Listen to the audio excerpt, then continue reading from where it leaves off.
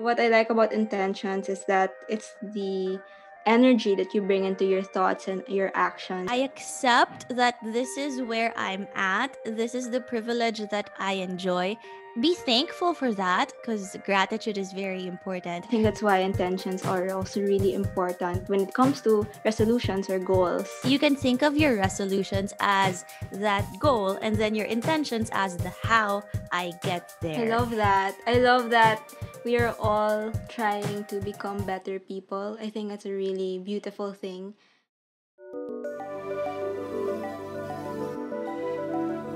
Hey guys, for an episode 12 of Ask Yourself, Making My Intentions Last.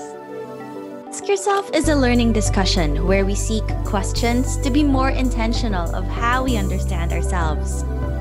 Hi, I'm Nina Guno. And I'm Elisha Corpus. We are two friends who are trying to make sense of ourselves and the world together. Hey! So we Happy made New it Year. to 2021! We made it this far. Congratulations. Yes, I know we've been waiting for a very, very long time. I know, and I feel like at the end of 2020, I was extra self-reflective.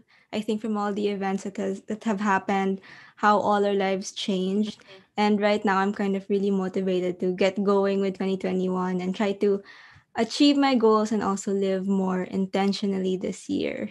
Yeah, and I think it's the collective experience of having to go through that pandemic or still going through that pandemic, or like the collective experience of changing up our routines and having to live a new way of life. That's probably one of the main things that's making a lot of people really more self-reflective, especially now this year. I think I see more posts about wanting to be more mindful of what people are doing every day or being more intentional in terms of decision making. I love that. I love that we are all trying to become better people. I think that's a really beautiful thing. To quote Oprah, she said that challenging ourselves is a gift of being alive. So I think let's take advantage of that gift, right? Mm-hmm. Yeah. And I think also we wanted to start up our first episode of season two. Season two. Season two, I quote unquote. know. So awkward to say that. But we wanted to start it up with this topic on really making our intentions last and thinking about what our intentions in the first place. Because I Yeah. know most of us are still more familiar with resolutions. But I think over the past few years, a lot of people are starting to realize how unrealistic resolutions can be sometimes. And so you also see some people saying, "Oh, I'm done with resolutions. I'm now in the process of setting intentions instead."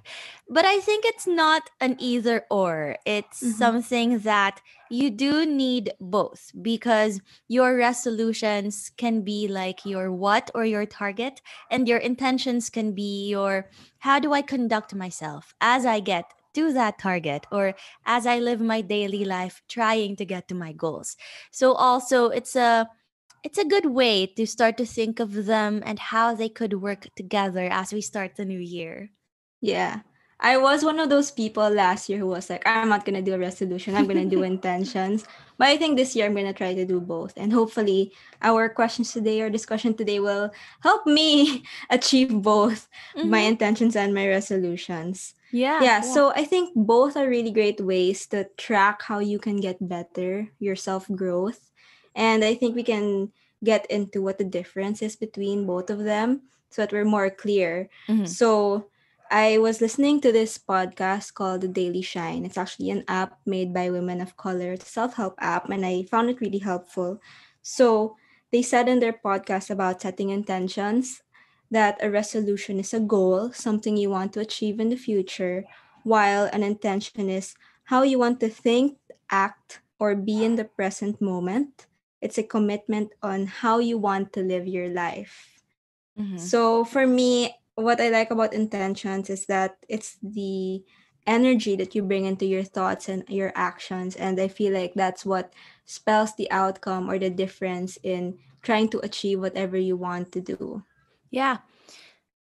intentionality, or just, having intentions or living your daily life with those intentions in mind, it can help bring clarity into not just your actions, but also in terms of decision making. It can help you think through, how will I be in this moment? How will I conduct myself as I go through the different things that I'm thinking about? And I think that's super important, especially if you do have those goals, or those targets that you want to achieve, because we do know that people who plan about how they want to get to those goals are about three times more likely to succeed. So, this is a study that a professor from NYU who specializes in goal setting, he did like a meta analysis, which is really just a study of many, many studies. So, he looked at that, and then he was able to see that, yes, if no matter what goal it was, or no matter what kind of topic people set as their goal, they were three times more likely to succeed in it if they planned ahead in terms of how they will get to that goal. So you can think of your resolutions as that sort of goal, and then your intentions as the how I get there. Yeah, I think that's so great. I am also a strong believer in you get what you give, Mm. or the energy that you give is what you're gonna get back. Um, and I know that for me, if I think negatively of something, like for example, I'm trying to apply for a scholarship and I already think that, "Ah, I don't think I'm gonna make it. The competition is too much." You know, like the likelihood of me not succeeding is probably going to be higher than if I did think positively and tried my best.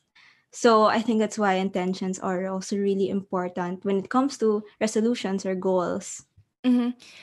It's funny because I think more recently, over the past few years, because the idea of like spirituality and mindfulness has started to be, it's more popular and more More acceptable. mainstream. Yeah, more mainstream. That's the word for it. Hmm. And so there are people who really talk about, I think the term they use is manifestations or something like Yes, that. manifesting Yeah, power.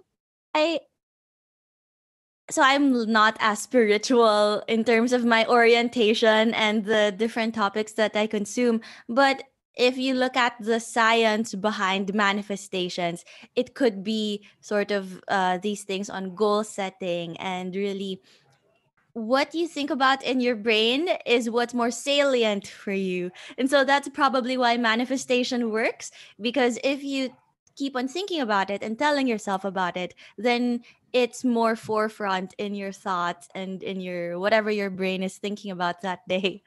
And you're probably going to be working towards your goal or Mhm. getting a thing that you want. Okay. Okay, for so I don't know about you, Elijah, but for me, when it comes to intentions and resolutions, I have such a hard time sticking to them. Mhm. And I found out with Same. some research that I am not alone. There's actually like a date where people quit on their resolutions. There was a research done with 800 million people, and the date that they found was January 19. And that happens to be my birthday. So I don't know what to make of So that, it's but like double for you because you can give yourself excuse because it's my birthday. yeah. But the thing is, I don't wanna end things on my birthday. I wanna be continuing with my Mm-hmm. intentions and my resolutions, right? For the rest of the year. So I guess we can get into some questions or prompts that can help us hopefully make sure that we stick to those resolutions and intentions. Yeah. And what we'll do also is we are going to share about how we answered those prompts, or maybe some examples of the intentions that we have set personally. Okay, so maybe Yeah. we can go into our first question, which is, how will I be this year? And so stress on the B, capital BE, because when it comes to thinking about resolutions or goals, a lot of us think of, what do I do? What am I doing? But really, we are human beings after all. So I've heard someone say that before. And when we talk about being, it's really the state of mind that you're in, it's how you conduct yourself. And Mm-hmm. so, if we try to answer that question, it's more powerful because it's, I would say it's more holistic than just thinking about a goal or an end objective in mind. Okay, so maybe we can start with you, Oh my Nina. gosh. How will I be this year? How And will I be this year? share with us a little bit about what your intention or intentions are for the year, why those, and how you came up with those. Yeah. Okay, so for me, I didn't follow the statement of I will be. I did Mm-hmm, I will. mm-hmm, I know it's also kind of action oriented, but I do believe it's also about mindset. And I actually listened to the Daily Shine podcast to get my intention setting for the year. I did this in less than 10 minutes, maybe. But still, it was so meaningful. And I think that that's something to take note of when you're thinking of your intentions. Don't overthink it. mm-hmm, It should come from your heart, it should be true to yourself. Okay, so the statement was I will blank, and you can think of whatever intention comes to mind. So it could be I will be kinder to myself, I will be more present, I will be more mindful, but just I will. And for me at first it was I will lift others up. So this came to mind because I feel like in 2020 I was one of the lucky ones, to still have a roof over her head and have a job. And even mental health wise, I was in a better space last year despite all the events. I actually finished my last session of therapy last December. So I just feel like I'm in a better yay. place right now. I know, and I'm really happy, and I want to extend whatever I can to other people who may be still struggling during this time. So that's why I wanted to go into the intention of I will lift others up. But I realized also I don't always have that energy where I lift myself up. Mm-hmm, Um, Even when it comes to making my own goals, I find myself having some doubts. Like, for example, thinking about what if I try to shift a career, try to go freelance? What if I try to get that scholarship or apply to a school for a master's degree? There's always a voice that still says, what if you don't make it? And it makes me feel like I'm losing before I even started. mm-hmm, So, I mean, I like I said earlier, you get what you give, right? The energy you put in is what you're gonna get. So this 2021, I want to be way more intentional in the way I speak to myself, and I want to be more aware or conscious of how I'm the one setting my own mm-hmm. limits, and I want to see what I can do when those negative voices aren't there. So that's why those are my two intentions. I will believe in myself, and I will lift others up. There. Nice, nice. Yes. How about you? How did you get about how did you go about your intention? Because for me personally, what works for me is meditation and Mm. journaling. And I know you don't always go that route. Yeah. So I'd love to hear how you do it. Um so for me, I always say like I want to get into meditating, but I would say I don't do it in the way that people usually meditate, like really taking time to like listen to something or, relaxing music. I guess like my mindfulness practice is more around like telling myself to, okay, don't check your email for the next 10 minutes, like just lay in bed and think about the different things that you have to reflect on. And so for me it's more of that. It's just an intentional slowing down of what I'm doing so I can reflect on whatever happened last year. And it's really looking at what are the different situations that I think could be good examples of how I want to move forward, or maybe what are those situations that are not so good examples and I would not want to go back to those situations again. So, in technical terms, we kind of call it critical incidences. Wow, what's that? Is um, it a psych thing? it's more of like an org dev thing. Like, so in Ooh. organizations, when you want to look at like what's happening, when you want to diagnose what is going on in the organization, you want to look at critical incidences. And so for me, less on the mindfulness meditation route, but more of I want to look at the critical incidences as examples of what I do and do not like in terms of how I want to live my life. So that to me is my way of getting at my intentions for the year. Very different, right? But hey, we Yeah. both have intentions. Yeah, we ended up with an intention. That's the Mhm. important part. Yes. So, okay, mine, I have three. So, first is I want to be humbly unapologetic for my successes. And then number two is to be mindfully critical of my failures. And then number three is to be gratefully accountable for the privileges I enjoy. So, why those? I think last year, again, like you, I was very, very lucky because even career wise, I had the right skill set for the moment. And so I was able to get a lot of career stuff in place and actually sort of do well in those areas. So I was very lucky. But a lot of people just focused on how lucky I was because of the situation. And so the narrative that a lot of people around me, especially in my industry, would tell me is, ay, nakaswerte ka, or, oh, naka-jackpot ka, no, kasi may pandemic. And I'm like, wow, part of Uh, that is true because the reality is that's what happened. But at the same time, I was feeling down about myself that wait, so I only succeeded because the pandemic happened? But what about the right skills that I had? What about me making a bold choice or making a decision that, yes, I'm going to put myself out there and start on this thing? Like, I think I made those empowered choices. yes, own Yeah, it. yeah, it was my decision to do it. And the pandemic is just something that happened. And so it in my head it's like, okay, I'm done accepting that narrative that I'm just lucky. Like I did things to make it happen. And so I want to be more unapologetic about that, especially for young people and women. I would say for women, Yes. right? This is something that we have to be able to do more. Like, really own our successes, not be arrogant about it, but just to be able to say that, hey, I did it because I decided to do it and I have the right skills for it.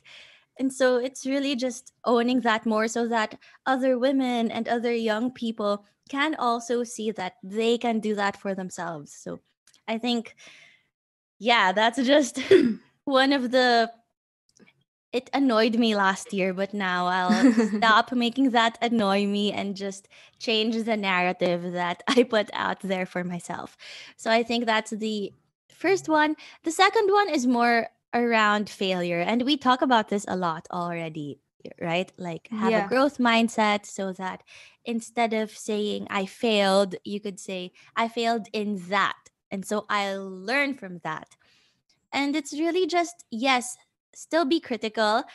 You know, when people say, like, be kind to yourself when you make a mistake, that never works on me because I'm the worst. Like, and you know this, like, we're such perfectionists. But now I want to add, like, mindfully critical so that I can still be kind of a perfectionist in my approach, but also know what the limit is and catch myself when, okay, this is not a healthy way to Mhm. process that mistake or that failure. And then the third one is really just, it's about privilege. And this is something we talk about all the time. But I think for a lot of people, last year was, you cannot be blind anymore to your privilege. That was the message. So I think we have to find a way of being able to say, I accept that this is where I'm at. This is the privilege that I enjoy. Be thankful for that because gratitude is very important, but also take steps towards being more accountable for that and really doing something with the privilege you can enjoy. So, yeah, those are the three things for me. I love it. You know, when you're talking about luck, I just remembered that somebody's definition of it was like luck is talent and skills and coinciding with the right time. Mm-hmm. So in the first place, to say that you're lucky, you would need to have had those skills, or you would need to have had the preparation and then just find the right time to go into it. So yeah, I think it's great that you're owning your story in terms of that it's not just about the circumstances, it's that you were able to prepare for it also in a Mm-hmm. way. Yeah. Yeah. So, Mhm. and the thing is, a lot of people in our age range and Mhm. a lot of women, this is something we do. Like if someone says, "Wow, ang galing-galing mo," and then you go, "Oh, thank you." Sometimes laugh, or I do like, find myself doing that. Oh right? Or you gosh. go, "Oh no, I just got lucky," and I was the one doing that in the beginning also. So now Mm, I think I'll stop. Like it's more of, you know what, the skill and the talent. I decided to make that. right. So I love that we have such different approaches. No. For you, it's end of day. That's how you think of your intentions. Is that how it works, or is it morning and the end of the day? mm.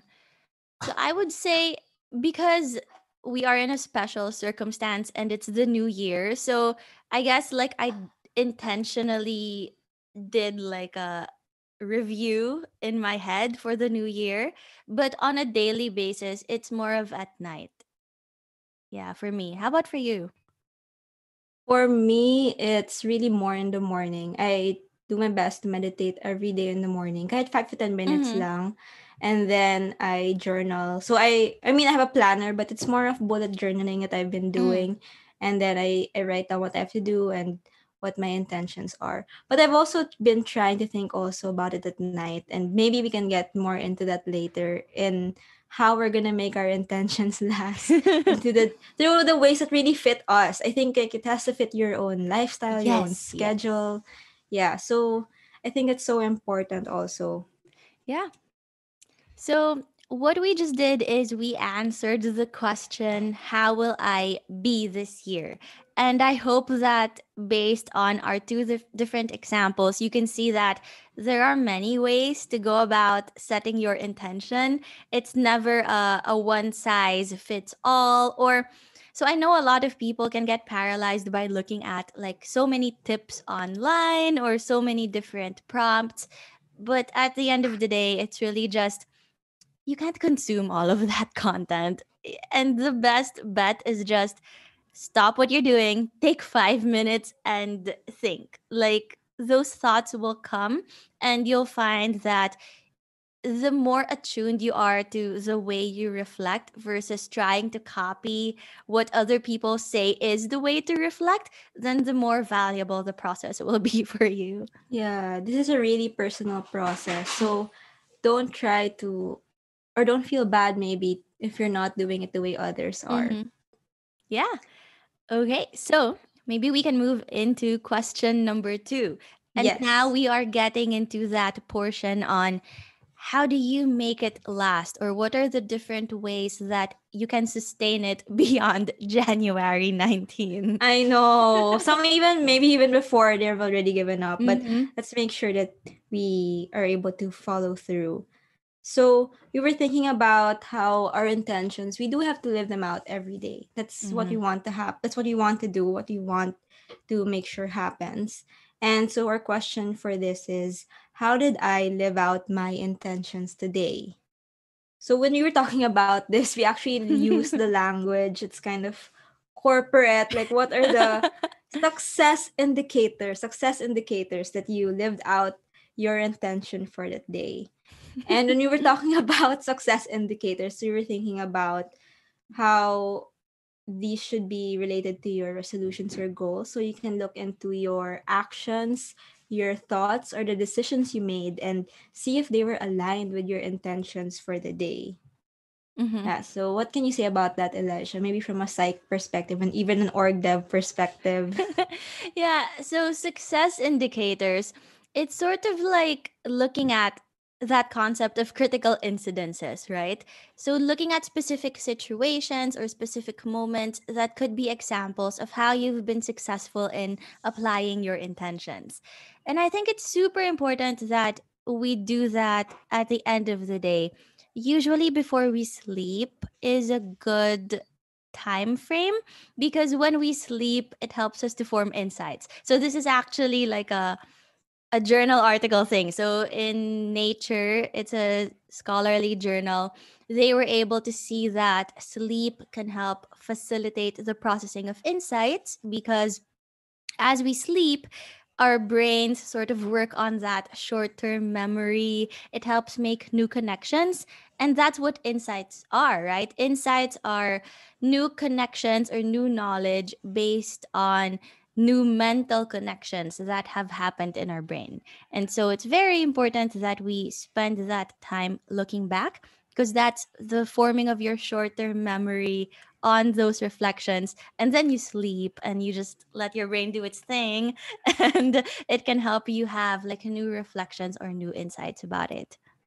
Wow, okay, that is really useful information because usually before I sleep, it's like check social media or read a Right. book. Yeah, and I feel like that's a new habit I would want to have to be able to think about my day in a very intentional, reflective way. Mm-hmm. Maybe I can try journaling also at night before I go to bed, even just a brief time. Yeah, I think also something that I've been able to do lately is I try to turn my intention into a statement Mm. and to look back on what I did. So, for example, I believed in myself when. Maybe for others could be I was kind to myself when, and then think about what happened during the day and what situation you were able to Mm-hmm. live out your intention. Mm-hmm. Yeah, and what I'm hearing from you is those are very specific examples.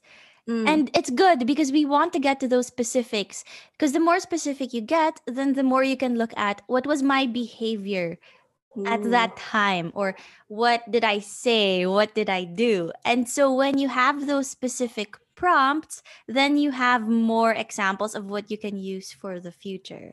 Right. And then even if you weren't able to be aligned with your intention, at least you can acknowledge when that happened and then Mm-hmm. hopefully do better the next day. Mm-hmm. Yeah, I like that. Okay, so I feel like this is also important because um we can take it day to day, really. And I feel like if you weren't able to live out your intention on that day, you don't have to be so hard on yourself. You can try again the next day. And even acknowledging where you failed, like that's already such an important step. Yeah, when it comes to intentionality, it's the process, Mm-hmm. right? So what I like about intentions versus just resolutions is it's not so focused on the outcome. So when it comes to intentions, you can have an outcome that's not desirable, but if you are able to get the process and analyze the process, then it's not like all hope is lost. There's still value to what happened and what you did. Yes, exactly. Okay, so I think another thing that we want to make happen is making sure not just that we do this every day, but that this goes on every day for a whole year. I think that's the next Mm-hmm. challenge. For me, like that's the big challenge. And it got us thinking about having a mechanism to make sure you're going to follow through. So we have our question. Our next question is, what's my mechanism for following through with my intentions? The hardest Yeah. part for Yeah. everyone, for many people. Okay, so we have two different things that we can share here. And the first one is one of my favorites when it comes to goal setting and setting individual commitments. So it's called an if then statement. So it's like if blank, give a specific situation, then blank, give a specific action. So for example, right? If I find myself feeling jealous when I see a post of someone on social media that I'm not super aligned with, then I will close my Facebook. So it's like it's very specific because these are prompts that you want to be easy. And so when they are that easy, it's not hard for your brain to recall, okay, what do I do now? What do I do now? And so that's the reason behind that. And it's actually very important that we do it in that format because they've done studies on this. So, like, there's a study about people who say they want to exercise, and so they found that in the population they sampled, 91% of them were more likely to follow through with the exercise they wanted to do if they wrote it out in an if then statement format. So, very, very important Wow. the way it's formulated, also. Yeah, oh my gosh, I want to do that. Okay, I'm gonna try that. Especially because one of my resolutions is also to get more fit. But it seems like so hard because I've been having resolutions since I was a kid, and it was always about weight loss. Mm-hmm. I don't know, like body image is such a thing Yeah. for girls or even for women. But it was so hard to stick to it. The only time that I was able to stick to it was when I went to Boracay because because I had that goal, like I had to be there and look Yeah. good. But I want to be able to be, still be fit and Mhm. healthy even without traveling, which isn't really an option right now. Yeah, so I think hopefully that if then statement will help me. Yeah, and you're not alone. The most common resolution people set is about like weight loss or health, physical fitness. So a lot of people really do have that in mind. So very interesting that you mentioned that because also there are studies that have said that if the statement is about not doing something, so if it's about eliminating, usually we find that a lot of people who say they want to lose weight, their goals are like, I'll stop eating junk food or I'll stop eating chocolates or whatever that is. But what we know is it's harder for your brain to cope with eliminating statements because once you prompt that in your head, then you can't stop thinking about chocolates or junk food. And so it's better if you make your statement into something that's more additive.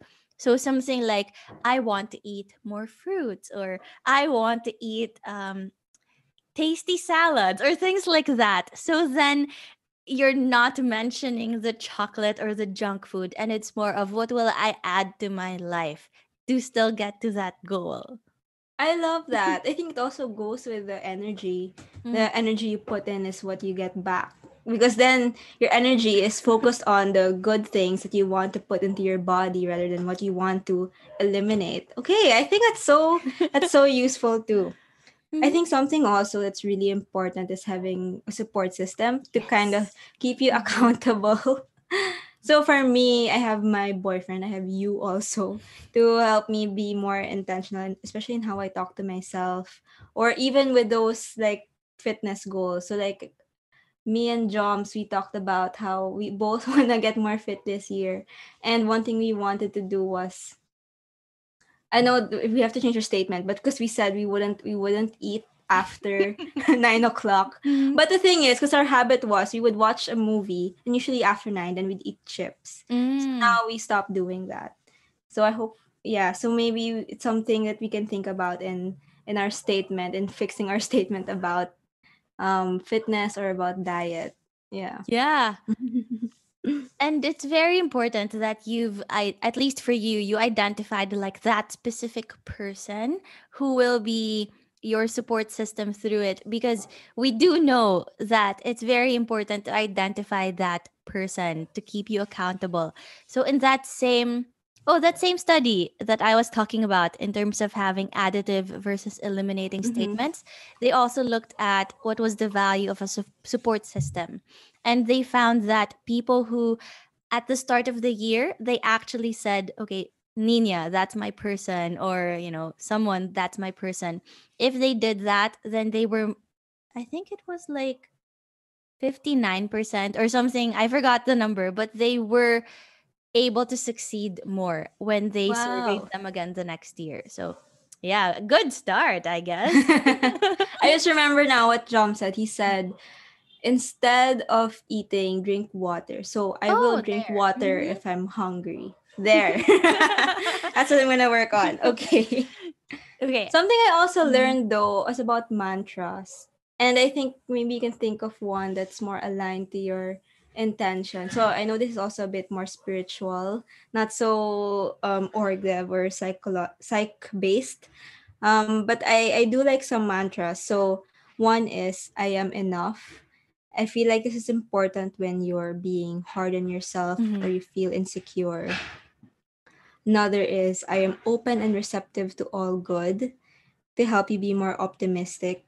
And another is all is well. I think this helps so much Mhm. when you're anxious. So maybe you can find a mantra that's more fit to you to also help you remind you of your intentions or the mindset that you want to live by. Yeah, or incorporate your mantra into your if then statement. So I have had the participants who are very spiritual and have mantras. And so what you can do, for example, is say, if I'm feeling anxious, and you can define that. How do you know you're starting to feel anxious? So I guess for you, for example, how do you know you are starting to get into that anxious space? For me, I can feel my jaw tighten Okay. or yeah, my palms sweaty Yeah. like that. So if I feel my jaws are tightening in the situation, then I will recite my mantra, which is all is All well. is well. Yeah. And so Yeah. that's like a way that you can get both benefits of a mantra and an if then statement. Yes, I love this. Corporate and spirituality, they can work. Anything can happen. I think we've realized that with 2020. So, yeah, anything can really happen. Yeah. I think another thing also to remember is that you can reevaluate your own Yes. intentions, check if they're serving you. Maybe you've outgrown them. It happens. Maybe you are in a better space and then you can think of another intention. Mm-hmm.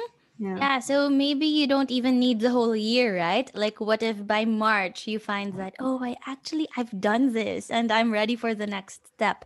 Or maybe you find that you want to take it a different direction.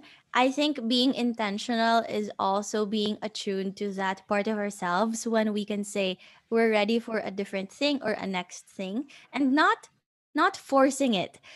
Our idea of a resolution or intentions is something that we keep for the year, right? But again, your time frame is your own, and we just have to be better at being kinder to ourselves, I guess, when we have to do those pivots or those changes. Right. I think now is a good time to look back at our prompts or our Mm-hmm. questions. So I feel like you can journal about these or you can think about them mentally, whatever works for you. So our three questions are how will I be this year? Mhm. And then question number two is, how did I live out my intentions today? So it's more of, now we get into the topic of how do we make the intentions last. And you can ask this question before you go to sleep, at the end of every day. Yes. And number three is what's my mechanism for following through with my intentions? So this is making sure that you are gonna follow through for a whole year, maybe whatever time frame you want. All Yay. right. So what are some takeaways or some advice that you'd like to give before we end this episode? I guess for me, my biggest takeaway or final message is, it takes a lot of work, and it's work that happens on a continuous process. It's not like if you set your intention in January, you're done. You've done the work. The work is the daily things that you do. It's the daily reflection, the daily catching yourself and taking a step back before saying something to your colleague or your family or your friends. It's the questioning your own way of processing every day, like questioning the different decisions you make so that you gain more from that process and learn more about yourself as you go through it. So I think at the end of the day, intentionality is just that, like showing a willingness to kind of backtrack a little bit and say, okay, why did I do that? Or why did I say that? And from there, that's how you can start having this push towards being a more mindful, more intentional, hopefully kinder person. Yeah.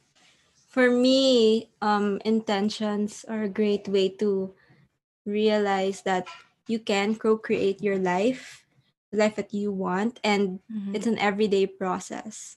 So I think we always have this idea of reaching this certain part in our life or this phase in our life where we can say we've made it, we figured it out. But I don't think that's really the case. It's really a process, like you said, and we can actually keep co-creating our life wherever we are, whatever stage we are in our life. So I hope that we bring this sense of intentionality into our lives and that we're able to follow through with our intentions for the whole year. All right. So it's been fun talking to you. It's the start of the year, our first episode of season 2. And also, I hope you had fun listening and that you can use these things to also do your own reflection. So, thank you so much for taking the time to learn with us and for asking yourself the hard stuff. Bye. Bye!